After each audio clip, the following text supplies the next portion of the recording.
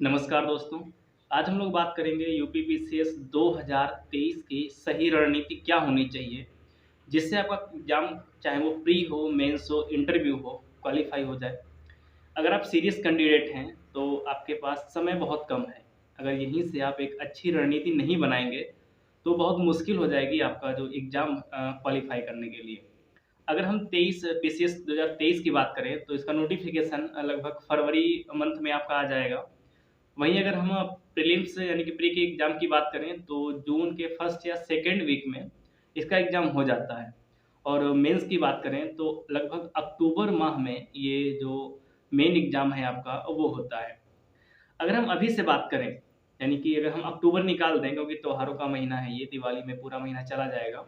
तो 1 नवंबर से अगर हम प्रीलिम्स यानी कि जून तक की बात करें, तो आपका लगभग 8 महीने का समय यहाँ से निकल के आता है। और इन 8 महीनों में किस तरीके से आपको तैयारी करनी चाहिए वो आपको एक सही रणनीति बनानी पड़ेगी उसके लिए।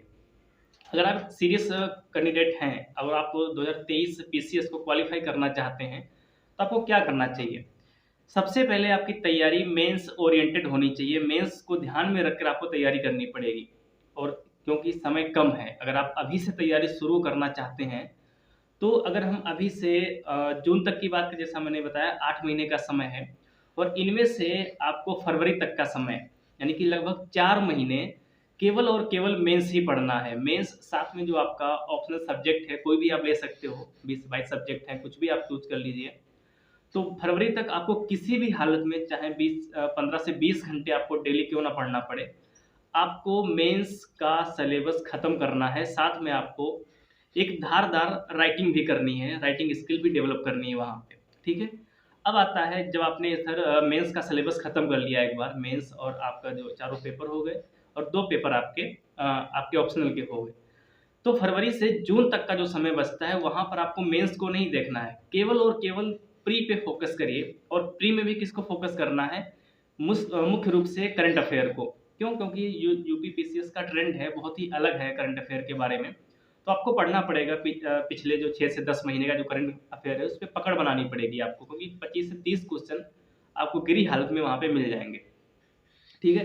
तो यहाँ पे बाकी आपने मेंस में इतना पढ़ रखा है, जितने भी सब्जेक्ट हो, चाहे पॉलिटी हो, चाहे आपको हिस्ट्री हो, बाकी सब्जेक्ट हैं उसमें आपको दिक्कत नहीं होगी क्योंकि आपने मेंस में पढ़ रखे हैं उनको। साथ में का आप कई सारे मॉक टेस्ट 15 से 20 लगा लेंगे, तो वहाँ पे आपको कवर हो जाएगा। लेकिन करंट अफ़ेयर को आपको अलग से करना पड़ेगा, ठीक है? तो अगर इतना आप कर लेते हैं, आगे हम लोग धीरे-धीरे डिस्कस करें कौन-सी किताबें अच्छी होंगी, ठीक है? तो जून तक आपका प्री हो गया, लगभग 2 से 2 महीने में आपका रिज़ल्ट आ जाता है, अगर सितंबर में और अक्टूबर में आपका मेंस स्टार्ट होगा और बीच का समय लगभग आपका 3 से 4 महीने का बचेगा और इन 3 से 4 महीनों में आपको दबा के राइटिंग करनी है। आंसर राइटिंग जितनी भी कर पाओ, जितनी भी स्पीड कर पाओ, चाहे वो आप इंग्लिश मीडियम हो, चाहे हिंदी मीडियम हो, कोई भी मीडियम हो, उससे फ़र्क नहीं पड़ता, बस आपको आंसर राइटिंग अच्छे से करनी है, ठीक है? क्यों यहाँ पे दिक्कत क्यों नहीं? क्योंकि आपने जो पिछले 4 महीने गँवाए हैं नवंबर से फरवरी तक का, उसमें आपने मेंस को ही पढ़ा है और आपने उसका फ़ायदा जो है आपका प्री के बाद में मिलेगा। जब आप मेंस को अच्छे से लिखोगे, तो वो फ़ायदा आपको कहीं न कहीं दिखता नज़र आएगा। तो इस हिसाब से आपको तैयारी करनी पड़ेगी।